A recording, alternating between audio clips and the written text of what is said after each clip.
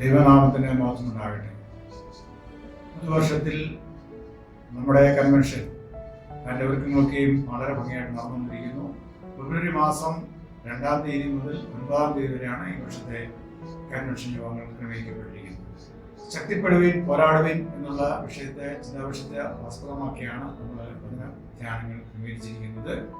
ഈ വർഷത്തെ കൺവെൻഷനിലേക്ക് നിങ്ങൾ എല്ലാവരെയും, പ്രത്യേകിച്ച് എല്ലാ സഭാ ജനങ്ങളെയും കമ്മിറ്റിയായി, ശുശ്രൂഷകരായി, പ്രവർത്തകരായി, അച്ഛന്മാരായി, ജില്ലയായി, സംഘടനകളായി എല്ലാവരെയും ഞാൻ ഈ കൺവെൻഷൻ യോഗത്തിലേക്ക് ക്ഷണിക്കുകയാണ്. വളരെ പ്രാർത്ഥനാപൂർവ്വം ഇതിലേക്ക് കടന്നു വന്ന അനുഗ്രഹം പ്രാപിപ്പാൻ ദൈവം നമുക്ക് ഇടയാക്കി തീർക്കട്ടെ. ദൈവവചനം ധ്യാനിക്കുന്നത്, പ്രത്യേകിച്ച് മഹാടെ ഒരുമിച്ച് ധ്യാനിക്കുന്നത് നമുക്ക് എല്ലാവർക്കും ഒരുപോലെ അനുഗ്രഹത്തിന് കാരണമാകും.